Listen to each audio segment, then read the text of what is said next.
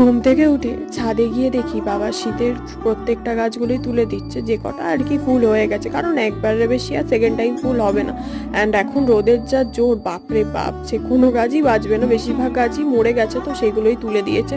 একটু জায়গাটা বেশ ফাঁকা ফাঁকা করলো। আমি এখানে হচ্ছে একটু কলা খেয়ে নিলাম। দেন আজকে রান্নাবান্না কিছু ছিল না, সো আমি ভাবলাম আমার জন্য চলো একটু ভাত ভাজা ভেজে নেওয়া যাক।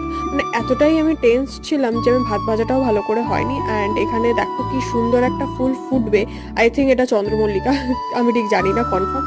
তো এখানে তো আমি ফার্স্ট টাইম ফ্লিপকার্টের হচ্ছে গ্রসারি থেকে কিছু শপিং করেছে। অ্যান্ড আমাদের পাশে না একটা মুসলিম ফ্যামিলিতে বিয়ে আছে, সো তারই ইনভিটেশন কার্ড এটা। তো এত সুন্দর কার্ডটা, তো ভাবলাম চলো একটু ক্যামেরাবন্দিই করে রাখা যাক। রাত্রিবেলা দুজন বেরিয়েছে একটু আড্ডা দিতে অ্যান্ড একটু ঠান্ডা ঠান্ডা হাওয়া উপভোগ করতে।